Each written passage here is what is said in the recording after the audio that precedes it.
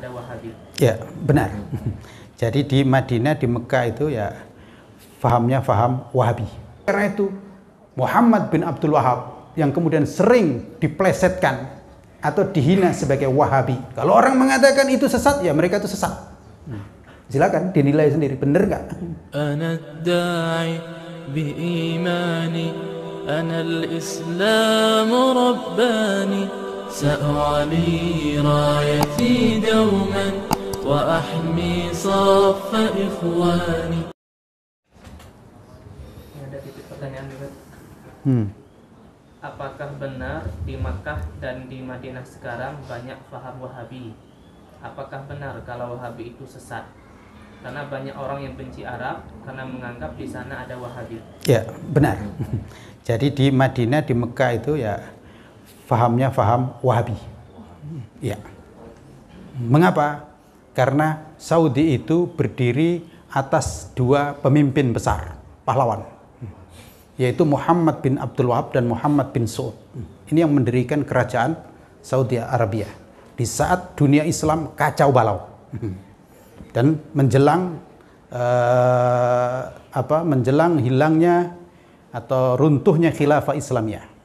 Maka alhamdulillah ada dua pemimpin besar ini, Muhammad bin Saud dan Muhammad bin Abdul Wahab, untuk mengambil peran kira-kira menyelamatkan khususnya wilayah Hijaz. Wilayah Hijaz itu utamanya adalah Makkah dan Madinah, gitu. Makkah dan Madinah. Dan ini dua-duanya ulama besar. Hanya saja yang satu Muhammad bin Saud ini memang terahnya itu lebih, meskipun beliau ulama, tetapi terahnya lebih kepada sebagai seorang sultan, pemimpin secara ya dalam kehidupan ini, kenegaraan lah. Sementara yang Muhammad bin Abdul Wahab ini ulama besar, dari terah bapak-bapaknya itu hafal Quran, hafal hadis, termasuk beliau ini. Beliau berdakwah berkeliling kemana-mana, selalu dimusuhin orang. Saat itu kan dunia Islam itu gelap. Ya. Maka kemudian berdirilah kerajaan Saudi Arabia. Maka alhamdulillah Makkah dan Madinah aman. Ya, berkat pertolongan Allah Subhanahu wa taala melalui setidaknya dua pemimpin ini. Karena dua pemimpin ini kemudian berjanji untuk menegakkan Islam secara murni berdasarkan Al-Quran dan Sunnah di kerajaan Saudi Arabia itu. Oleh karena itu Muhammad bin Abdul Wahab yang kemudian sering diplesetkan atau dihina sebagai Wahabi, padahal mereka tidak pernah menyebut Wahabi. Jadi nama Wahabi itu nama dari orang lain. Adalah sangat dihormati di sana. Karena pendiri negara. Coba bayangkan pendiri negara, Pak Haji, pendiri negara. Muhammad bin Abdul Wahab itu pendiri negara bersama dengan Muhammad bin Saud. Makanya sangat dihormati. Semua orang di sana, ulama di sana ya pasti mengaku muridnya Muhammad bin Abdul Wahab. Sama dengan kira-kira di sini rata-rata ngaku muridnya Hasyim Asy'ari, bukan saya. Hasyim Asy'ari, Kiai Haji Hadratus Syekh Hasyim Asy'ari, karena beliau berjuang kemerdekaan dan seterusnya itu. Termasuk juga kalau nggak Kiai Haji Hasyim Asy'ari ngaku muridnya Kiai Haji Ahmad Dahlan, karena memang beliau berjuang di Indonesia melawan penjajah dan seterusnya. Sama gitu.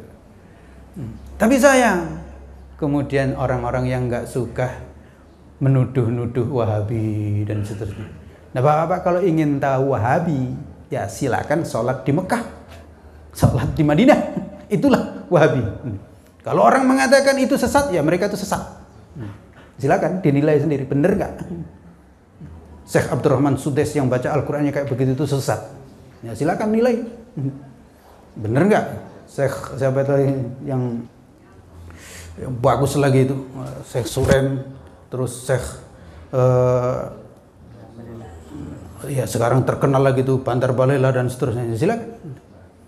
Ya kalau kita mengatakan Wahabi sesat, ya nggak tahu haji kita mau kemana gitu. Nah, gitu. Karena kalau kita ingin tahu Wahabi yang sebenarnya, gitu, ajaran Muhammad bin Abdul Wahab yang sebenarnya, silakan datang ke Mekah dan ke Madinah, atau kuliahlah di Jami'atul Imam, Jami'atul Imam Ibn Saud. yang juga antara lain punya cabang di Indonesia karena berkat dulu perjuangan Pak Alam Shah. Itu orang Indonesia ini nggak boleh belajar bahasa Arab, tapi boleh bahasa Inggris. Itu. Maka beliau berjuang komunikasi sama kerajaan Saudi Arabia, tolong bikin pengajaran bahasa Arab di Indonesia. Itu direspon, ada kemudian. Itu. Termasuk kalau mau tahu Wahabi ya kuliah di Madinah dan seterusnya di Ummul Qura. Itu. Dan orang Indonesia ya rata-rata kuliahnya di sana. Oleh karena itu jangan termakan isu itu. Wahabi sesat. Wahabi itu, dan mereka semua tidak pernah mengatakan Wahabi gitu. Saudi Arabia tidak pernah mengatakan kami ini orang-orang Wahabi, nggak pernah. Nggak pernah satu kata pun.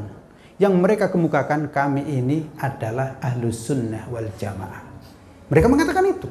Dasar kami Al-Quran dan hadis dan para ulama.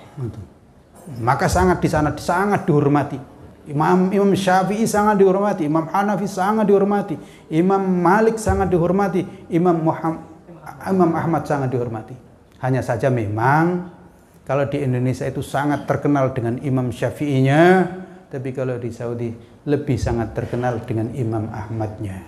Tapi sebenarnya semua itu dikaji di sana, gitu. Jadi gitu, gimana? Jadi Wahabi sesat? Ya katakanlah Masjid Nabawi itu sesat, kalau berani. Masjid Mekah itu sesat. Kalau sudah sesat ya udah nggak tahu haji mau kemana bapak-bapak. Karena kalau Wahabi itu sesat, berarti kita diimamin orang sesat nanti kalau haji, gitu. Mau? Ya nggak mau lah. Dan kalau bapak punya anak, jangan boleh kuliah di Saudi, jangan boleh kuliah di Madinah, jangan boleh kuliah di Ummul Qura. Gimana bapak? Kalau punya anak dapat beasiswa ke Madinah, senang nggak? Senang nggak? Senang. Wahabi loh itu. Gimana, senang? Wahabi itu. Begitu. Padahal kan kita semua senang. Ya, diundang, apalagi kalau diundang sama kerajaan itu raja untuk haji dan banyak orang di sana, senang nggak? Ya senang. Balik ya cerita kemana-mana. Gitu. Gitu, senang gitu. Tapi nggak tahu kemudian dibilang lah Wahabi. Gitu.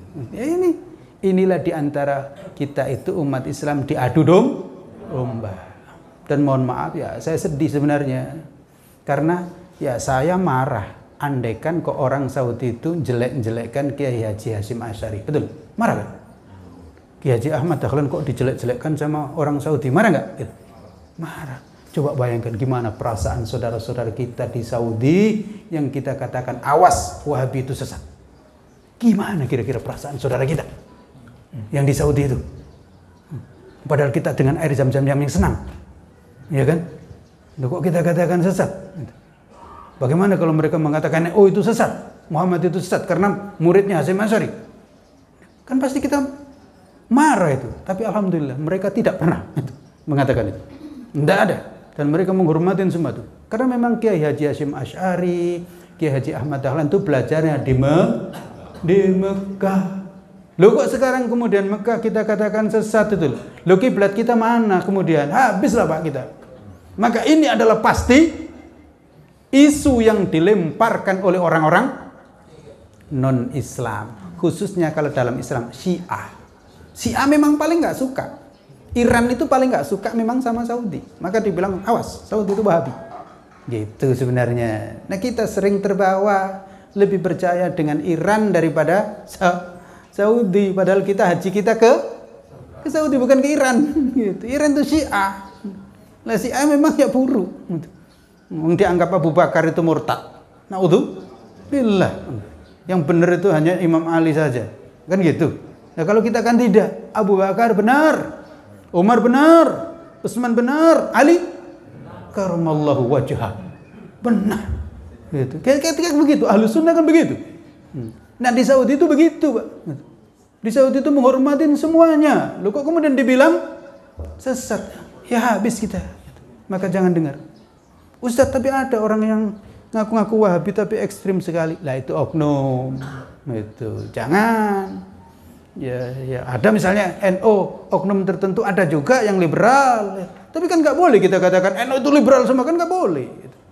Atau oknum Muhammadiyah tertentu yang begini, kan nggak boleh kita katakan Muhammadiyahnya sesat, nggak boleh. Bahwa ada orang-orang yang belajar dari Mekah, dari Madinah, lu kok balik langsung kemudian menghantam semua ini bid'ah, haram semuanya. Ya ini persoalan oknum, itu bukan aslinya. Lah kalau aslinya ya bagus. Ya coba Bapak sholat di Mekah itu gimana? Nengok para ulama yang ada di situ. Ada yang serem?